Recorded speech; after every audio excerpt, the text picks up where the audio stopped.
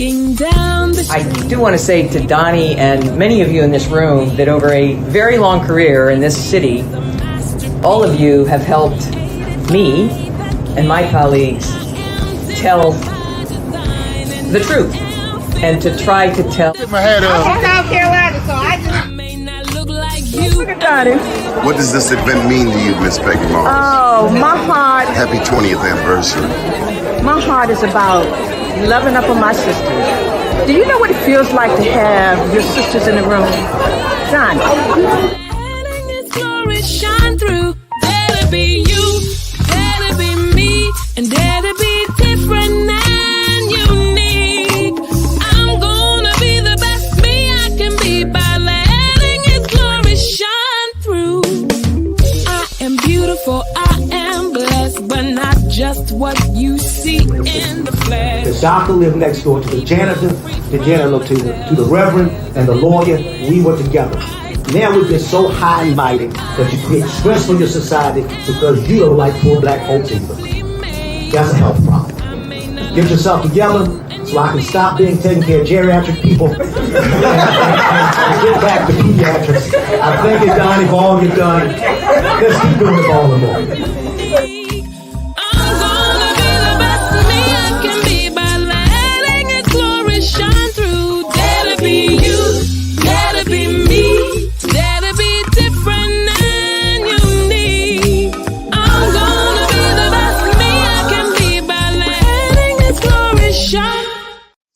When we find a man who has ascended heights beyond ourselves, who has a broader range of vision than we, who has a sky with more stars in it than we have in ours, we may know that he has worked harder, better, more wiser than we. He was awake while we slept. He was busy while we were idle. He was wisely improving his talents while we were wasting ours. My name's Doni Glover. I'm joined by the incomparable Marsha Reeves Jews. Good morning. How are you? Happy Black History Month to you. And tell Pharaoh I said, hey. Hey, Pharaoh. So I lost your, what did I do here? You're muted. There you go. How have you been? I am great. Thank you. How are you? In this happy, yes, still standing, man. This is a wonderful thing. Mm-hmm. Loving it. I want us to first acknowledge some of our personal ancestors. So a shout out on this Black History Month special to my father, Donald Edward Glover, and to my mother, Lily Juanita Glover. And my shout out to Carl E. Reeves and Pauline E. Reeves, who just were incredible. And I'm grateful to have had those two Black people who were solid in their Blackness to raise me in understanding that I am Black and I needed to be proud. So it was a wonderful thing. And lived in a wonderful little Black enclave in South Bend, Indiana. It was fabulous. And I'm grateful for that. History was in that community. Mm-hmm. Marsha, I want to also acknowledge Dr. Tyrone Taborn. Do you know the young man?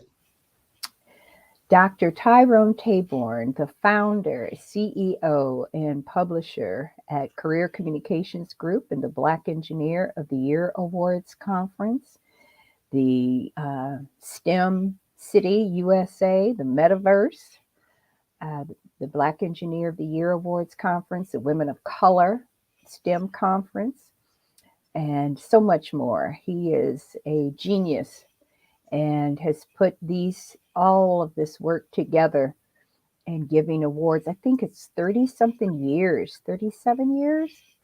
The conference has been around, and the creator of Black Family Technology Awareness Week, which is now Technology Awareness Program. So he's been an innovator and bringing powerful information to all of our communities. And so, also the Women of Color STEM Conference as well. So there's a lot in his inventory that he has created to assist our community and others in seeing the future. Tell And me about his brilliance. well, the fact that he could create that. He created U.S. Black Engineer magazine, and during that time, he was involved with Dr. Dean Deloach, and they created the magazine, and then they created Black Engineer and Information Technology magazine, and then they created Hispanic Engineer and Information Technology magazine. And then the two conferences, the Black Engineer of the Year Awards Conference, then came the Women of Color STEM Conference. But and You had a the hand Women in, of Color. you had a hand in creating that, didn't you?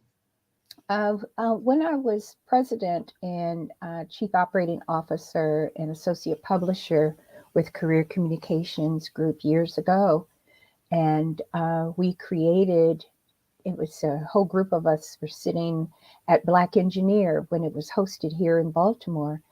And there were women who were from Boeing Corporation, from Cisco, General Motors, and several other locations, as well as universities. And we were sitting around, all these Black women who were at Black Engineer, and we said, we need to do something for the women. And so we created the first Women of Color conference. We hosted that 20 something years ago at the Willard Hotel in Washington, D.C. And it was, when I say jam packed, that ballroom was full. And it was really powerful. It was really powerful. And 20 something years later, they're still going. Now it's hosted in Detroit, but it was a wonderful thing. And so this conference, the Bay Conference, Tyrone's flagship conference, and I just want to say many kudos to Dr. Taborn. Mm-hmm. He and Genius. Gene Hamilton, we cannot forget the mastermind beside him. They have produced this Bay, and it's coming up this week over in DC at the Gaylord. He just had his Metaquake conference last week. We just had the Black Wall Street DMV, which was a part of the Metaquake conference, an introduction, if you will, for those to his newest book. He's been a pioneer in closing the gap caused by a digital apartheid, as Marsha Jews so solemnly refers to it. And he is just to be applauded for his efforts. If you've ever been to one of his events, you know it is nothing to see a general, an admiral, a CEO of a Fortune 500 company. So much respect. And we can't even begin to name the number of mentees that have come out of his shop, self included. But Keith Clinkscale, Keith Clinkscales, Omar Muhammad, Bob Ingram, Edwin Avent, countless dynamic Black Leaders. leaders, Black women. Now, I've met Tony Robinson doing work for Dr. Taborn and countless others of your peers. So many kudos. And we really wish everybody takes a moment, if they're in DC, to put it on your agenda. It will be coming back to Baltimore. Yes. Next so year. Grateful. So It grateful. will be coming back to Baltimore, and there's a committee being formed. If you're interested in being on it, just contact Marsha Jews or myself, and we will make sure that you are a part of the Bay 2024 welcoming committee. Marsha, there's one person I wanted to acknowledge. His birthday is the same day as my daughter's, and I've always thought him to be the most brilliant Black intellectual of all time, at least that I know of. I'm sure there are others as brilliant, if not more, but he is my favorite because I learned so much reading his work, and he was a prolific writer. His name is W.E.B. Du Bois, William Edward Burghardt Du Bois. One ever feels his two-ness. David Miller made me learn this quote years ago, over 20 years ago. Wow. One ever feels his two-ness, an American, a Negro, two souls, two thoughts, two unreconciled strivings, two warring ideals in one dark body whose dogged strength alone keeps it from being torn asunder. That's W.B. Du Bois, The Souls of Black Folk, page 2. What a brilliant man. Yeah. There's a lot of brilliance here in Baltimore, and you speak of the Black engineer, and I have to say this, that my first experience there was just amazing to see so many Black people in science, technology, engineering, and math. We weren't calling it STEM back then, but to see all of these Black folks who were doing, part of the industrial revolution, just the scientists, the engineers, the creators, it was just amazing to see them on, because we don't know, and you don't know what you don't know. And here are all these people who Say are, it again. you don't know what you don't know. And that's huge. You're seeing people who are the inventors of everything we talk about, everything that we use, and they're Black. 90% of these people who are creating the IBM computer and just everything. And you sit there, I've sat there looking at these awards, and there's the whole pomp and circumstance, but when you get down to the essence of what these people have done and the role models just for grown folks and kids, I'm sitting there as a grown woman with my mouth hanging open, listening to these stories that these people, these inventors, what they've done and the changes and the impact that they've had on commercial, military, and business. It is obscene that we see all this, and the whole world doesn't always know about it. But thank goodness for Tyrone Taborn and Gene Hamilton in creating this program to be able to show and to demonstrate to our babies that they too can do this, because of people who look like them, give them the belief and the courage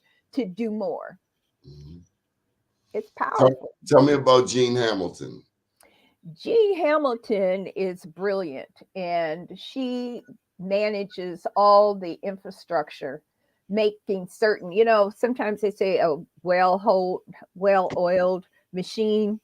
She makes that happen. She runs all of the systems that need to work, because they have so many different products that they have that need to be managed, and she handles that overall and balances it very well.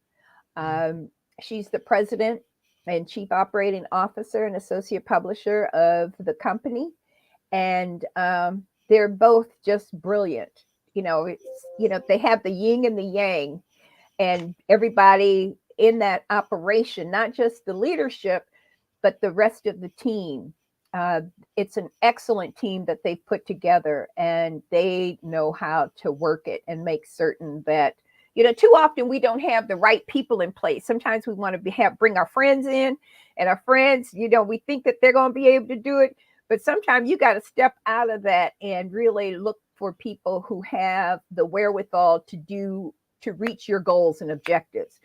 And everybody on that team understands their mission, and they know how to implement it flawlessly.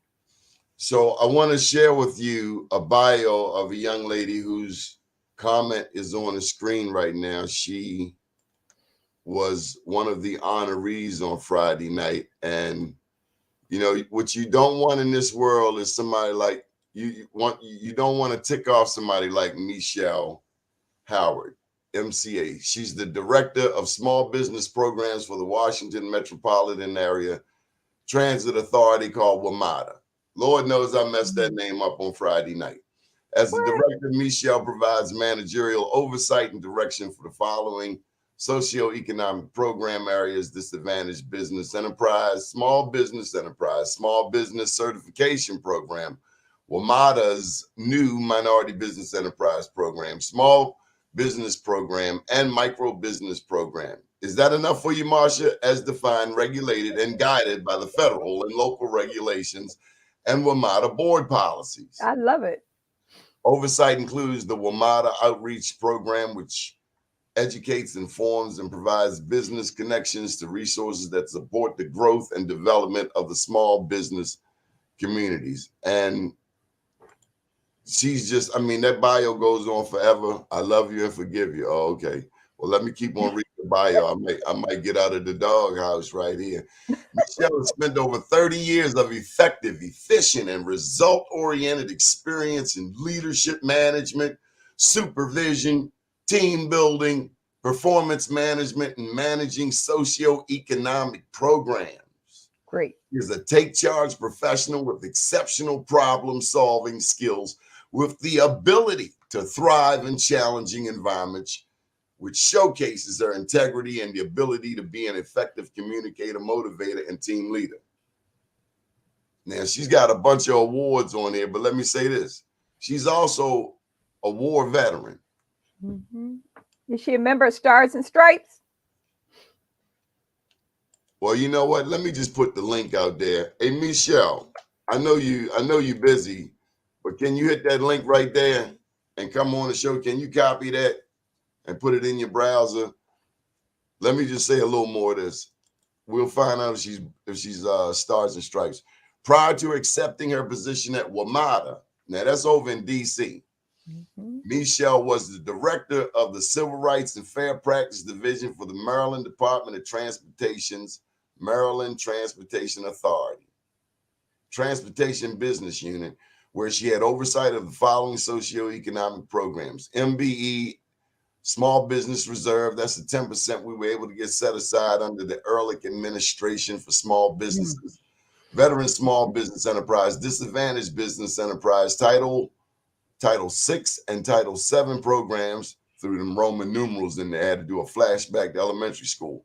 Although this was the last position she held before retirement, her tenure of 27 years at MDTA, Maryland Department of Transportation Authority, afforded her the opportunity to have many achievements for the betterment of the agency and grow in several leadership positions like Chief of MBE, Senior Contract Analyst, and Business Performance Manager, to name a few. And the long and short of that is she made sure that there were opportunities for all people, including people of color, Black people. Michelle is a retired state of Maryland transportation industry leader in coaching, educating, and advising small minority, women-owned businesses on business practices, certifications, and contracting opportunities. She works tirelessly to strengthen the participation and knowledge base of all small businesses for certification. She just the bomb, man. She makes sure people get paid. Mm-hmm. So there it is. There it is. Who else you got? Who you want to celebrate? You talking to Michelle? No, I'm talking to you, Marsha Jews. Oh, I think that one of the things that's really important about the Black Engineer of the Year Awards Conference is that they also, and it's coming up this weekend, one of the things that I really love about it is the Stars and Stripes. And they have all these top leaders in the Army, Marine Corps, Air Force, as well as civilian Army Corps of Engineers. And they're very involved in mentoring, and they have a whole program set up for young people. They bring in to see and to talk to these folks, not just about being in the military, but also about understanding careers, professional and professional development, and how to career development, how to work through what's going on in your workplace, which is huge. And too often we don't have enough role models to be able to show to our young people what's available to them, and you don't know what you don't know.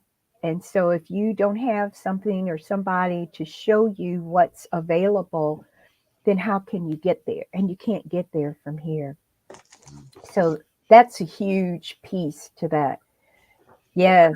I pulled out some books. Go ahead. This is the new edition of Souls of Black Folk. I know we got to work with this light and all, but Souls of Black Folk, W.B. Du Bois. That's my man. That's my mans in them. I pulled out a couple of books. I better plug my book. Yes. I got a call last evening about I Am Black Wall Street. People were talking about this book in Florida. They were talking about my book in Florida because two of the heroes, one of the two heroes in this book comes from Florida, Chief John Horse. Oh. I heard that the same speech I gave Friday night was replicated by some different people on PBS the very, later that morning on. Well, what was in your speech? Talk about that, because I wasn't able to attend. Well, I shared about the history behind Tulsa's Black Wall Street. I wanted to know, because there are already books on Tulsa's Black Wall Street. No need to document what's already documented. Okay. I wanted to look at something else. I wanted to look at something unique. And what? The question came to me, well, where did they come from? That's a good question. Where? I found out where they came from. The first wave of Black people in Oklahoma was around 1843. Now, this was around the time of the Second Seminole War. There were 3 Seminole Wars. Well, Donnie, what's the Seminole Wars? Yes, what does that mean exactly? I'm glad you asked. That's why you got to get this book available on Amazon and Barnes & Noble. The Seminole Wars, back then, the United States was just the East Coast. Right. Oklahoma wasn't even formed. It was called Indian Territory. And so America was the East Coast, all except for Florida. Well, what happened to Florida? I'm glad you asked that question. The more I dug, Marsha, the more fascinating it became. Really? Because honestly, I was tainted. I was traumatized by Trayvon Martin. Yeah. After Trayvon Martin and George Zimmerman, Stand Your Ground and the protests, I was traumatized. I'm sure Black America felt similar pain. It was traumatic. It was traumatic. Yes. I remember seeing so many people had the hoods. I would see all kinds of pictures of people with the hood on. Martin Luther King, people made a picture of him with the hood on. Muhammad Ali with the hood on. It was deep. So I didn't want anything to do with Florida. I swore I would never go to Florida again. Mm-hmm. Yeah. But baby, oh baby. Uh-oh, what happened? Whoa, let me tell you, sister. It's in this book. You got to get this book. I Am Black Wall Street. I Am Black Wall Street. Donnie Glover. Billy Murphy does the forward. I'll give you some tidbits. I'll give you just a little bit of tidbits. Everything happened in Florida. What? We Baltimore. You from Indiana. Gary, South Bend. South Bend. I always want to say who's from Bend. Gary? Oh, Michael Jackson. Michael and family. One thing that happened in Florida was, the Seminole Wars. It was 3 Seminole Wars. Okay. The Europeans had all of the East Coast. Okay. And that meant they had to clear the ground. as the first 13 colonies were formed, Florida was not an original colony. Florida was owned by Spain. How'd they get way over here? They were here first. But Spain's a long way away. So is Britain. The reason that we speak English. And not Spanish. But the British were late to the colonialism,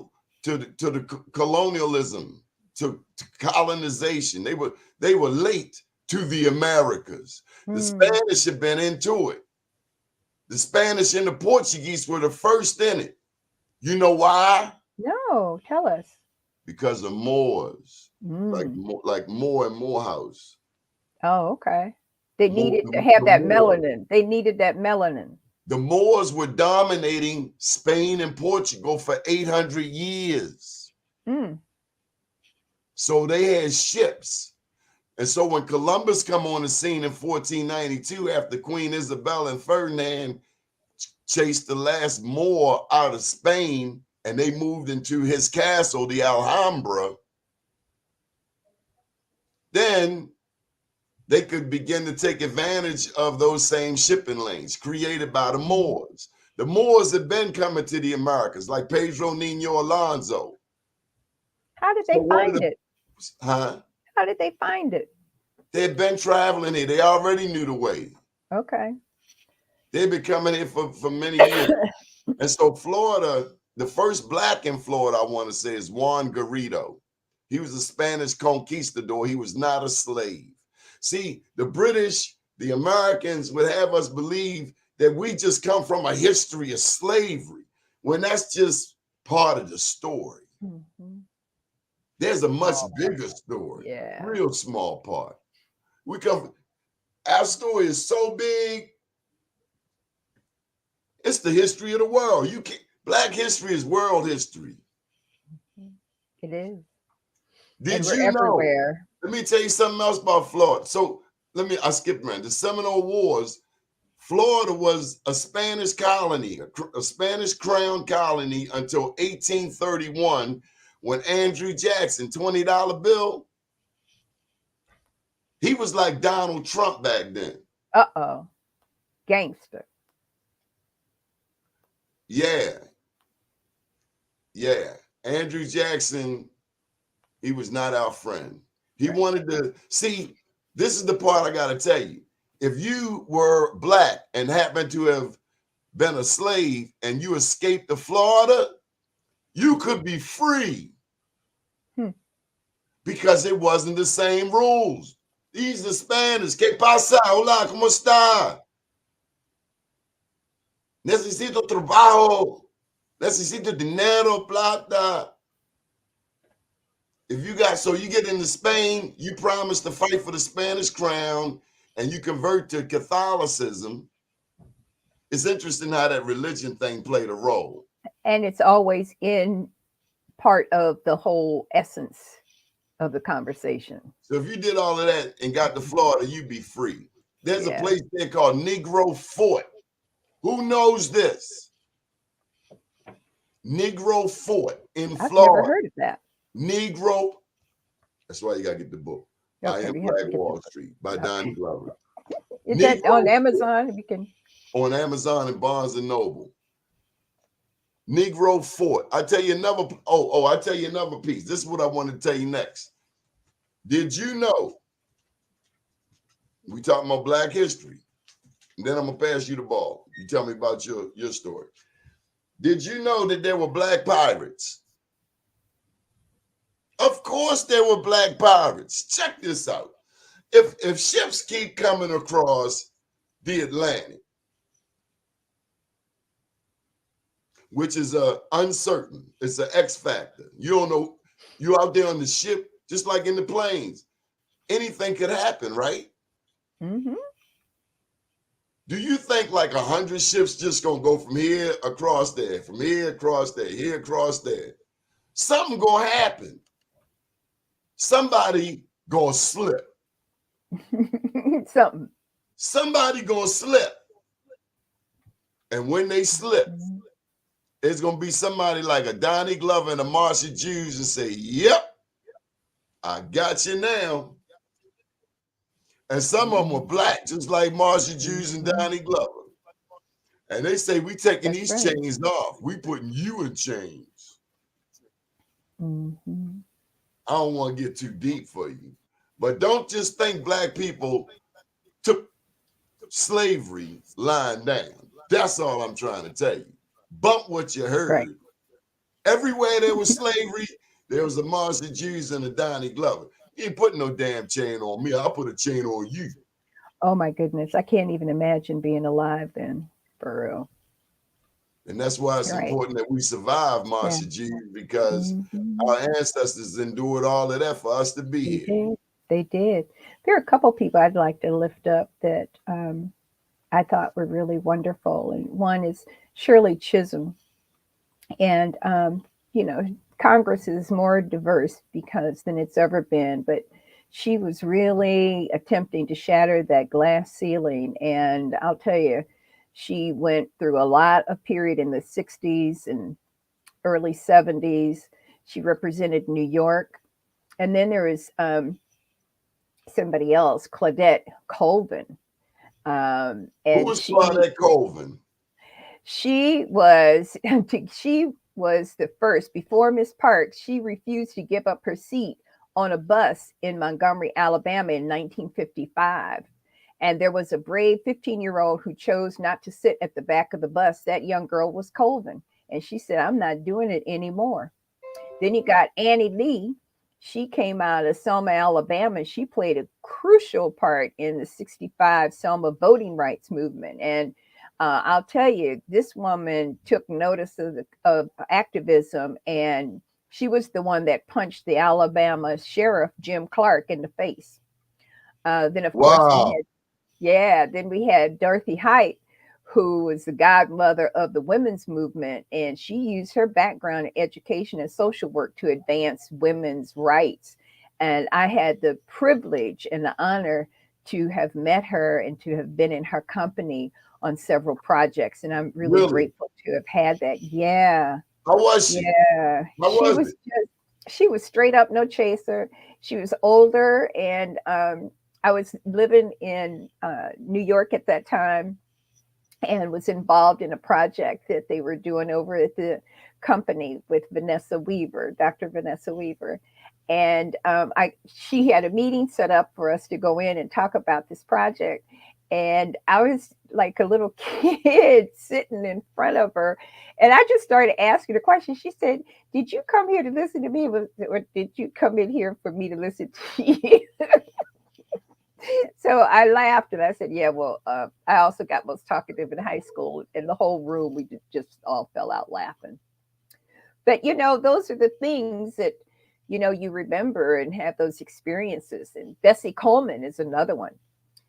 She was the first licensed Black pilot in the world.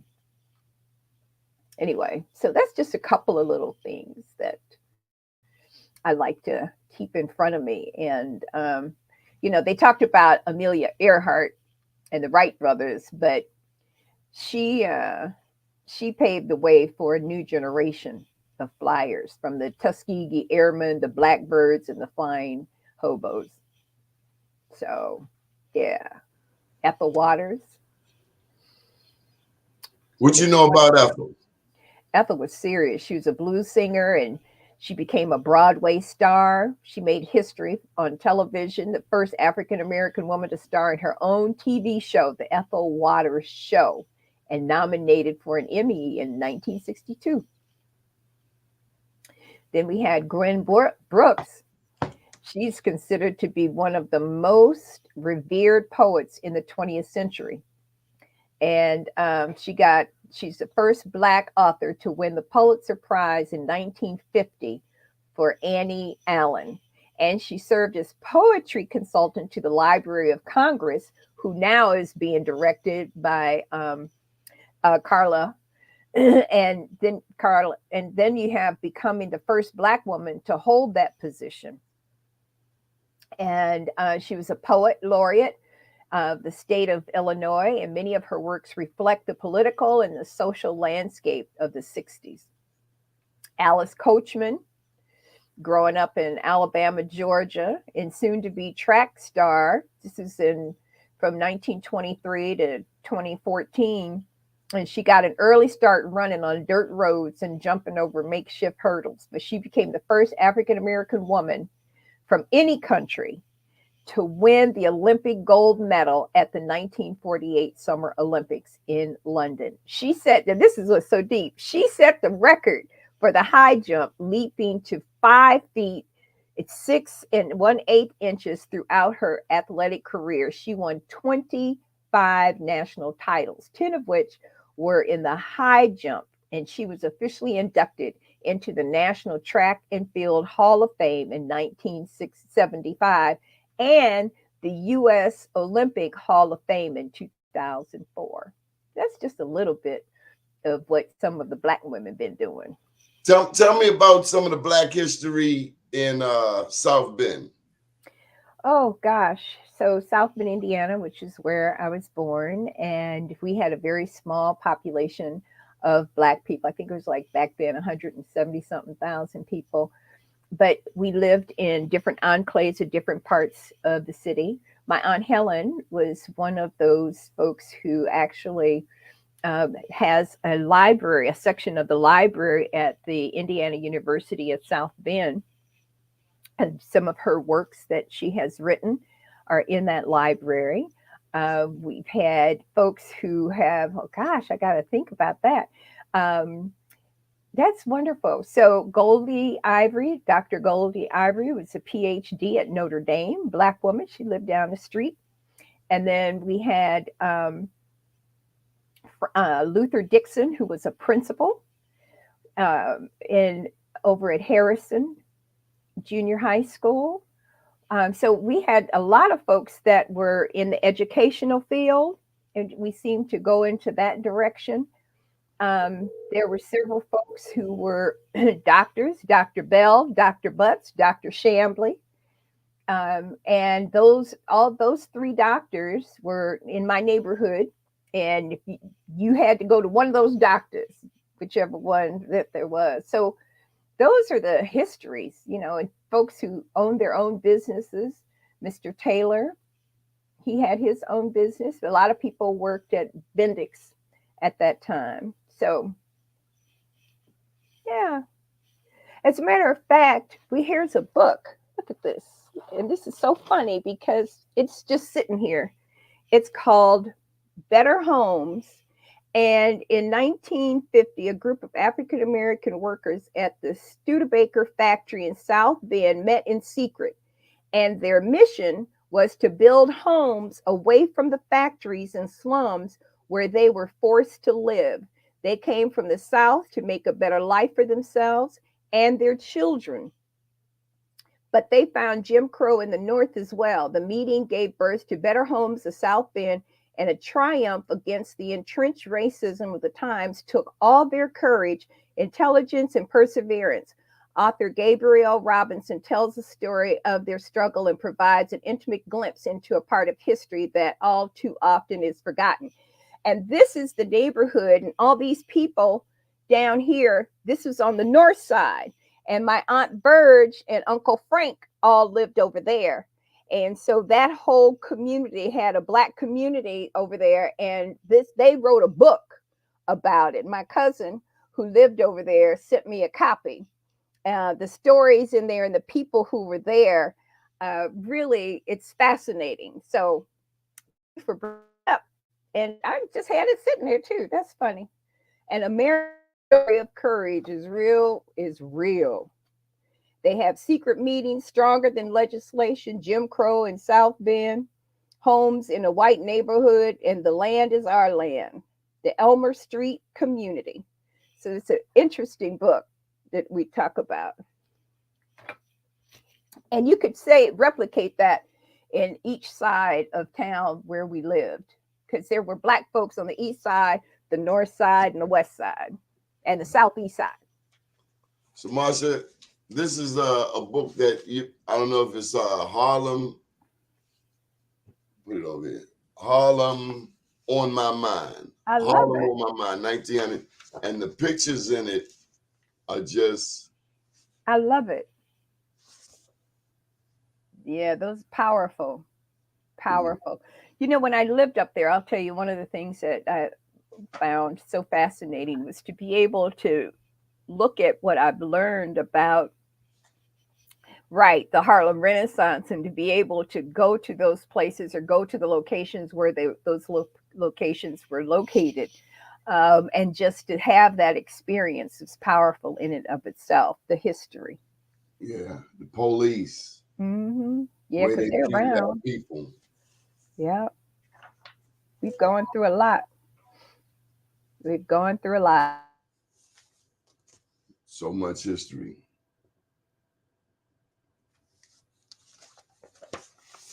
So Marsha, it dawned on me that we have so much.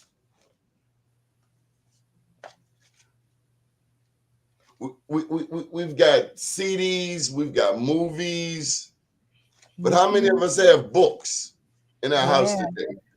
You know, I was yeah. just grabbed the few books that. How many of us have books, Marsha? Well, I have Don't books. you I have a like book? books. You wrote a Yeah. book. No, no, I was part of a book. I haven't written a book, but I'm going to write a book. I have made up my mind Tell that me about before that. this. No, I'm not going to tell you about it. I'm going to tell you about it when it's done. Oh, It's going to be a story of my experiences, basically, in all the different places that I've lived, and the good, the bad, and the ugly. Right? From this the guy East right here Coast. is a legend, Irvin Reed. Irvin Hmm. Reed is he's Black history himself. Yeah. Yeah, political campaign manager. Oh, Worked with he's in. Wayne Carey. Oh, I love it. Oh, I like Wayne Curry. He always pays homage to Larry Gibson. I Irvin love Bernard Larry. Reed. He always say he rich.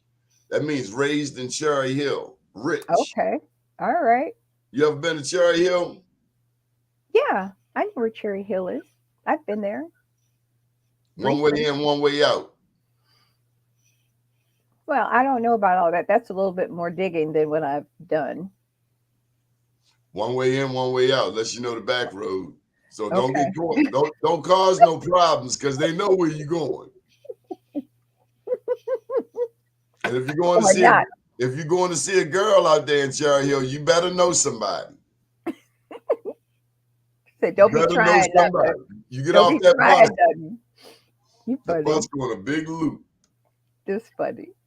That's funny. But you know, I think Baltimore is really, I like Baltimore. I came here and I stayed. I really like it a lot. You know, it's a big country town, and it has, the access is wonderful, and the people, I have really good hearts. Yes, it is, Michelle. And you got the link. You want to come on the show? You don't get no more comments. You got Oh, okay. She yeah. said it's not one way in or one way out. So what is it, Michelle? Yeah. Is she coming on? No. But Michelle, we need people like Michelle. So you need blacks on the inside of these agencies and key decision making No positions question. to make sure other black people get contracts. You better. I mean That's the right. big contracts, not the little chump change ones, Hmm. the ones that you Hmm. can feed 20 families with. You hire 20 people, That's 30 real. people, That's real. 150 people, Yeah. 500 people. Yeah. People who look like you know what I mean?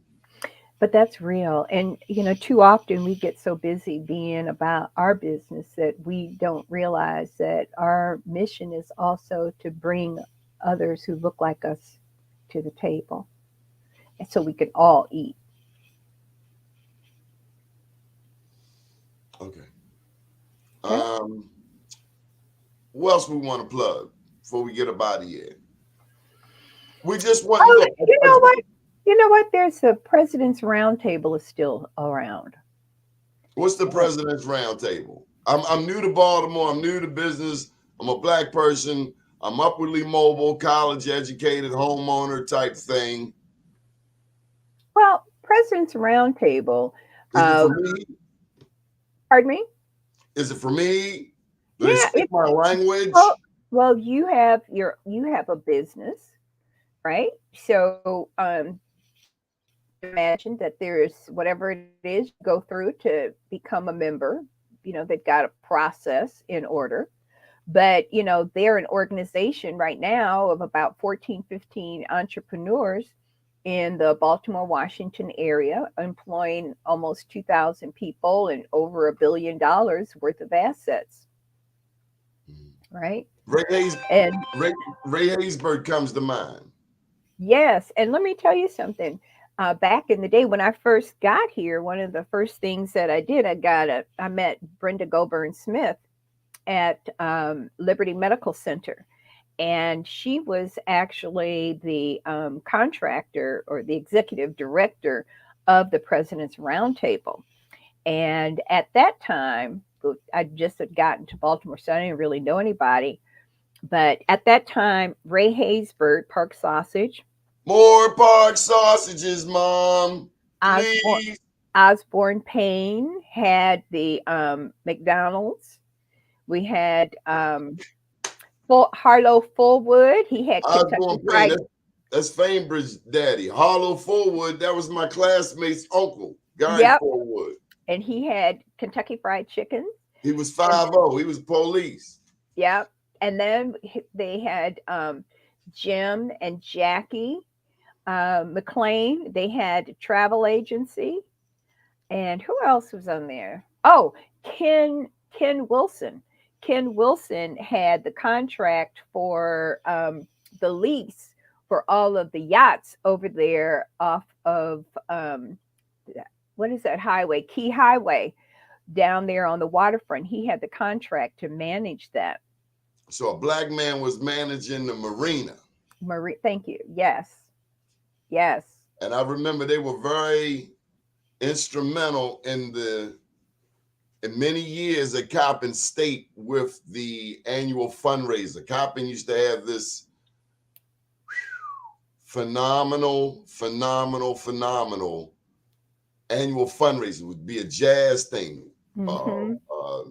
Red carpet, black tie. It was just, and I always remember that marina being a strong supporter of those efforts. Well, and you know who else is real? I want to shout out to Otis Warren's son. Otis just passed a couple of days ago, and Otis had a lot of real estate. Yeah, a couple of weeks ago. And but he was a really good guy and straight up no chaser. And he built some of the top buildings that are going on that are still downtown Baltimore and the real estate. He was really involved in that. One on Howard Street. 110 Yep. South Howard. Paul Taylor was talking about it. Yeah. And this is a black man, Otis Warren. I remember, I just remember the story I most remember was him talking about how he overcame dyslexia or speech impediment and mastered that and how that was just so foundational to his other transformation as a developer. So a reminder that whatever our challenge may be, that as we control that challenge, as we control that thing that's our Achilles heel or whatever, we can grow even more.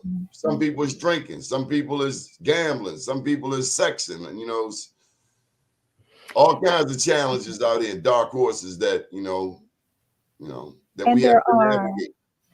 And there are, and it's sometimes I think it's even harder for us as a people to be able to overcome, because there's so much stuff, so much noise that interrupts us moving forward too often.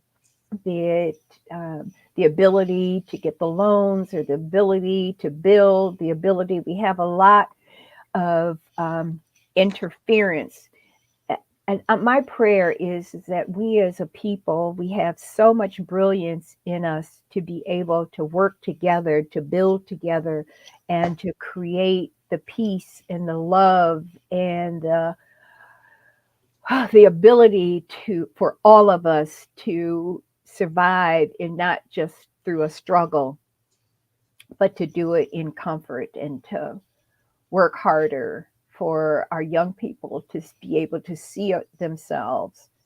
Okay, Marsha, There. I'm gonna need you to dig a little deeper now.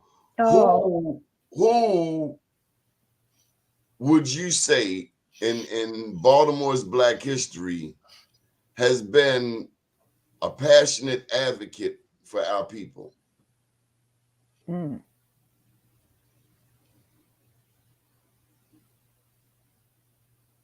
That's a good question. That's a real good question. Oh, for our people. For Black people, Yeah, I know. unapologetically Black. That's the name of my first Yeah, book by Donnie I Glover. I, Picture I like Do Burns. available on Amazon, Barnes and Noble. Charles Robinson said, "I don't plug my books enough." All right, come on, who you got? Well, I said I like Do Burns. What was Clarence B. it? Brown, Enola. What was her name? Enola P. McMillan. Yes, she was over the NAACP, and she was always very opinionated. I like Roger Lyons, who used to be the director for the Urban League back then when I first got here. I really, really liked him. Um, hmm. I think that Stanley Tucker was really good, and he wasn't. He's not always talking, but he does a lot behind the scenes. You know, he's moving stuff in different places, and I You, found him to be you know a fascinating. name that comes to my mind as I think of that question? Who's that? B. Gaddy. Mm, no question, because she fed him thousands and thousands of people. She passionately loved our people. Yeah, I yeah. mean, Marsha, this is a majority Black city. Mm, You know, let's just bring this Black history on home. We got circle a back. couple minutes here.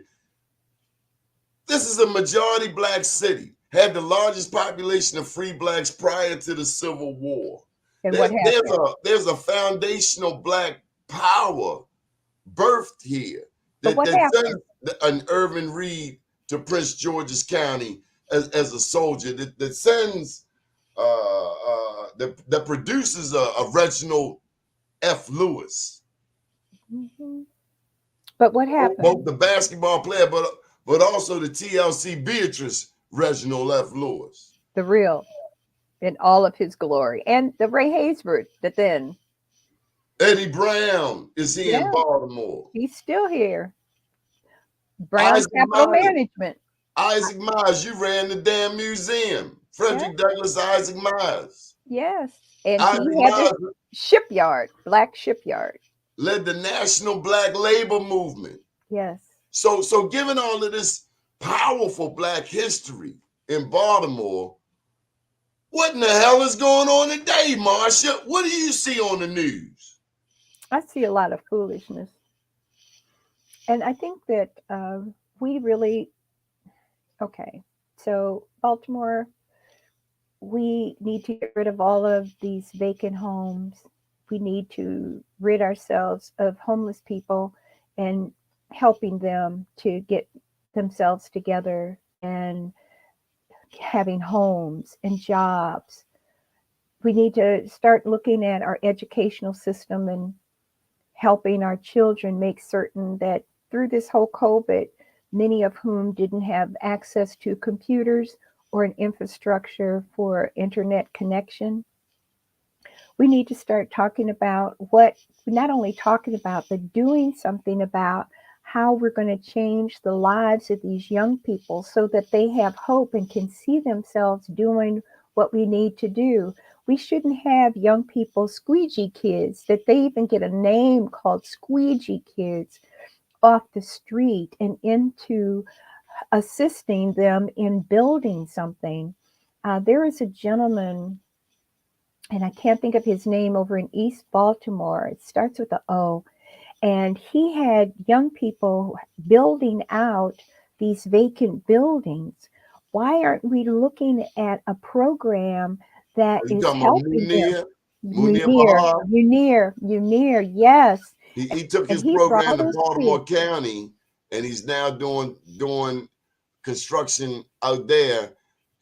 He was sick of Because Baltimore City and the he way couldn't get support. sick He of couldn't Baltimore get the City. support.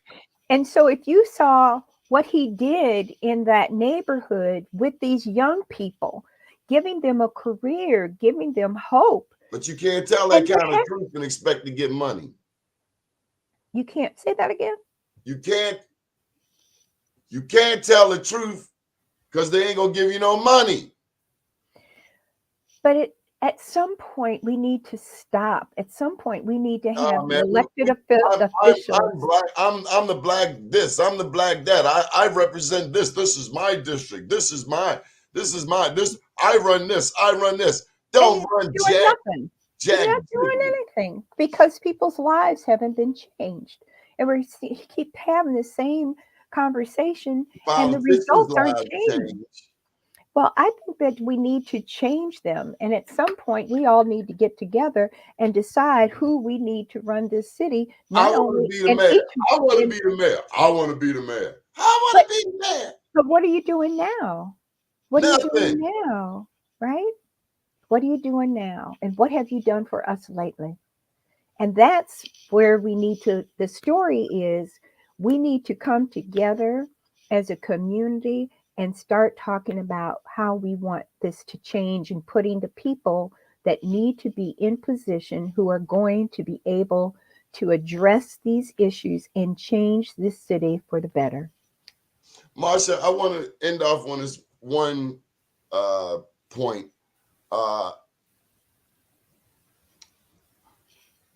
Any words of encouragement for people out here dealing with this telework thing for the first time? People who have been socially isolated, people who have gone through a range of emotions through COVID.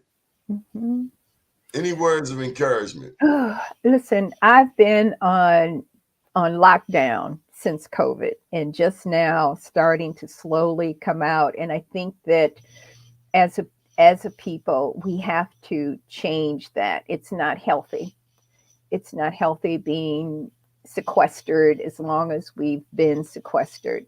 We've got to find ways to work together, to be able to communicate together and create maybe small little communities of programs that we can each be involved in. And maybe that's a good place for the churches to start, where folks can come together either online or in person in some of these communities where you can wear a mask but still do something. But we need to start making that change. And I've been sequestered and I'm slowly coming back out, but it's time. It's time. It's time for us to live and to build. How did you come out your shell? I think I just woke up one morning and I said, enough. Enough of this. I know this room isn't big enough. I need more space. I need to breathe. I need to fresh air. I can't do this anymore. And so I'm comfortable now, slowly getting out. I wear my mask, but I'm not on lockdown anymore. So I'm slowly coming out. Haven't just jumped out there, but I'm taking my little time. I'm doing a little something over here, doing a little something over there. But I think it's important that we have that human contact. Okay, Marsha, you want to put a plug in for yourself? Oh, yeah. WKIM Tuesday night starts at 6. And we're doing all kinds of great stuff. And we're also here and available to help you with your special events and your conferences and all of the things that you need to do. We have a newsletter that comes out, WKIM. So you're welcome to advertise or to send us stories. And you can send it. The easy one is marshajews@gmail.com. So you don't have to think about it. It's easy breezy. Okay. Thank you, Doni, for this opportunity to spend Black History Month with you. Got to get the word out there. Do check us out Monday through Friday, 9 a.m. right here on Facebook, LinkedIn, Twitter, and YouTube. Marsha, did you know that LinkedIn is older than the other social media? I did not know that, but I'm loving LinkedIn. LinkedIn has 900 million Wow. Members? people.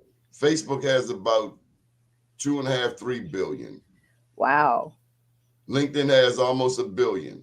So when are we going to create our own social media, whatever, Doni? We need to have that conversation. And when we're going to create our own, when we're going to thrive with our own music distribution. The Grammys were on last night. Yeah. But that's a big conversation that needs to be had. We need to maybe have a couple of roundtable discussions. Need to start off talking about Michael Jackson. Why did they kill him? Oh, because he was making too much money and talking too much trash. He was from Indiana, Gary. Folks in Indiana. They said he owned more of Sony than Sony realized. Mm-hmm. And Sony wasn't playing. Prince, and he was brilliant. And his mom and daddy were brilliant. His mom and daddy were brilliant and pushed him towards everything. They killed both Prince and Michael Jackson. I believe it. They killed our greatest musician. They killed Martin and Malcolm. Yep. Well, I got this book. That was one of the first books I read cover to cover. Couldn't put it down. Reading is so fundamental. It is. Autobiography of Malcolm X. That doesn't look like the original cover. But that book there, this book right here, this book Cheer, that was the one. Changed my whole world. Yeah. Marsha, thank you so much for joining us. Did you tell them how people can get in touch with you? MarshaJews@gmail. And we love to hear from you. We're always interested in you being in our newsletter, and we certainly would love to interview you. Good deal. Thanks, Doni. Good deal. Have a great day, all. Okay. Happy Black Family. Happy Black History Month. I was going to say Black Family Technology Awareness Week. That's this week, though. Bye-bye. Bye-bye.